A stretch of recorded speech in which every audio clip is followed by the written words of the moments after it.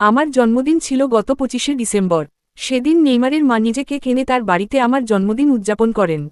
নেইমারের বাবা আমাকে একটা বাসাও দিয়েছেন সেখানে, বিচের পাশে, নেইমারের জন্মস্থানের কাছে।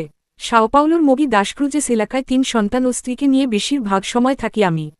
বক্তার নাম রবিন মিয়া, বিশ্ব ফুটবলের মহাতারকা নেইমারের বন্ধু হিসেবে যার একটা পরিচিতি গড়ে উঠেছে। রবিনের বাড়ি বাংলাদেশের কিশোরগঞ্জের ভৈরব উপজেলার গাজীর তেক গ্রামে। বয়স এখন 34। বাংলাদেশের কোনো যুবকের জন্মদিন উদযাপন করেন নেইমারের মা এবং পরিবারের অন্য সদস্যরা, অনেকের কাছেই তা অকল্পনীয় মনে হতে পারে, কিন্তু সেটাই বাস্তব। ঘটনাক্রমে নেইমারের বাবার সেক্রেটারি হয়েছেন রবিন। বন্ধুত্ব হয়েছে নেইমার ও তার পরিবারের সঙ্গে। কতটা বন্ধুত্ব, শোনা যাক রবিন মিয়ার মুখেই। আমার জন্মদিনে নেইমারের বাবা আমাকে বললেন, চলো, আমরা দুবাই যাব, 31st উদযাপন করব সেখানে। তো আমরা কয়েকজন ব্রাজিল থেকে দুবাই আসি বাণিজ্যিক বিমানে। নেইমার আসে তার নিজস্ব বিমানে। দুবাইয়ের একটা নামী হোটেলে ছিলাম আমরা। নেইমারের সঙ্গে ওর পার্টনার ছিল, সঙ্গে ওর বাবা ও বড় ছেলেও দাভিদ লুকা ছিল। 31স্টের পরদিন সন্ধ্যায় নেইমার নিজস্ব বিমান নিয়ে সৌদি আরব যায়। আমি যাই বাণিজ্যিক বিমানে। সেখানেও আমি নেইমার ও তার পরিবারের সঙ্গে একদিন ছিলাম। ফুটবল খেলতেন রবিন। ব্রাজিল যান 17 বছর আগে। একসময় ইচ্ছা হলো নেইমারের সঙ্গে কোনো না কোনোভাবে দেখা করবেন, কিন্তু নানা দিক থেকে চেষ্টা করেও সফল হচ্ছিলেন না। শেষ পর্যন্ত জোয়াও সেলসোর দেখা পান। এই সেলসো হল নেইমারের ছোটবেলার বন্ধু। সেলসোকে আমি নেইমারের সঙ্গে দেখা করার কথা বলি। সে আমাকে আশা দেয়। কয়েক মাস পর আমাকে প্যারিস নিয়ে যায় সেলসো। তখন পর্যন্ত আমি নিশ্চিত ছিলাম না যে নেইমারের দেখা পাব। এটি 2020 সালের শেষ দিকের কথা। নেইমার তখন পিএসজিতে খেলে। সেলসো আমাকে নেইমারের বাসায় নিয়ে যায়। বাসায় গিয়ে যার সঙ্গে প্রথম দেখা হয়, সেই হচ্ছে নেইমার।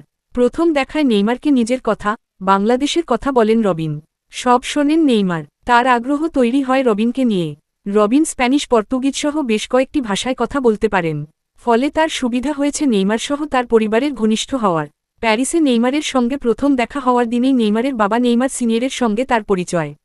তখনই রবিন লক্ষ্য স্থির করেন, এই পরিবারের সঙ্গে কাজ করবেন, এবং তাতে সফল হয়েছেন। রবিন বলেন, ব্রাজিলে তার কিছু ব্যবসা আছে, যার একটি সয়াবিন চাষ। সয়াবিন চাষের জন্য বিশ্বের সবচেয়ে বেশি উর্বর জমি পারানাতে। রবিন বলেন, পারানা স্টেটে ব্রাজিলে 5000 বিঘা জমি আছে আমার। ওই জমির একাংশ পড়েছে ব্রাজিলে, আরেক অংশ প্যারাগুয়েতে। তাই আমাকে লাতিন আমেরিকার একজন কৃষক বলতে পারেন। ব্রাজিলে আমি প্রথম বাংলাদেশি যে কিনা কৃষিকাজ করছে সেখানে। একই সঙ্গে তিনি ফুটবলের সঙ্গেও যুক্ত নানাভাবে। ব্রাজিলের দ্বিতীয় বিভাগের একটি ক্লাবের পরিচালকও। ফুটবলারদের ট্রান্সফার এজেন্ট। ফুটবলের জার্সিসহ নানা সরঞ্জাম বিক্রি করেন ব্রাজিলে। গতকাল সকালে ব্রাজিল থেকে ঢাকা এসে বিমানবন্দর থেকেই সাভার বিকেএসপিতে যান রবিন। বিকেলে বিকেএসপি ও সেনাবাহিনী নারী ফুটবল দলের প্রীতি ম্যাচ দেখেন। তার কাছে বিকেএসপির ফুটবলাররা নেইমারের নানা গল্প শোনেন। নেইমারের প্রশিক্ষণ ও প্রাত্যহিক জীবন সম্পর্কে রবিন ধারণা দেন বিকেএসপির শিক্ষার্থীদের। একই সঙ্গে ব্রাজিলে নেইমারের শৈশবের ক্লাব সান্তোস ও ব্রাজিলের অন্য কোনো ক্লাবে বিকেএসপির খেলোয়াড়দের প্রশিক্ষণের সুযোগ করে দিতে চেষ্টা করবেন বলে প্রতিশ্রুতি দেন শিক্ষার্থীদের। এই সুযোগে বিকেএসপির ফুটবল বিভাগকে সৌজন্য উপহার হিসেবে উন্নত মানের 5টি ফুটবল উপহার দিয়েছেন রবিন। ফুটবল নিয়ে কাজ করে আনন্দ পান তিনি। স্বপ্ন দেখেন, একদিন নেইমারকে বাংলাদেশে আনবেন, কিন্তু কবে সেটা বলতে পারছেন না এখনই। নেইমার বাংলাদেশে আসতে চায়, কিন্তু সময় মেলাতে পারছে না।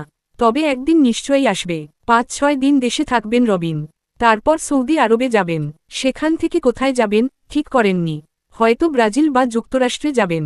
নেইমারের জন্মদিন 5ই ফেব্রুয়ারি। যেখানেই জন্মদিন উদযাপন করুন মহাতারকা, সেখানেই হয়তো রবিনের যাওয়া হবে, এমনটাই বলছেন তিনি। বিরাজ, বিটিভি নিউজ, বাংলাদেশ।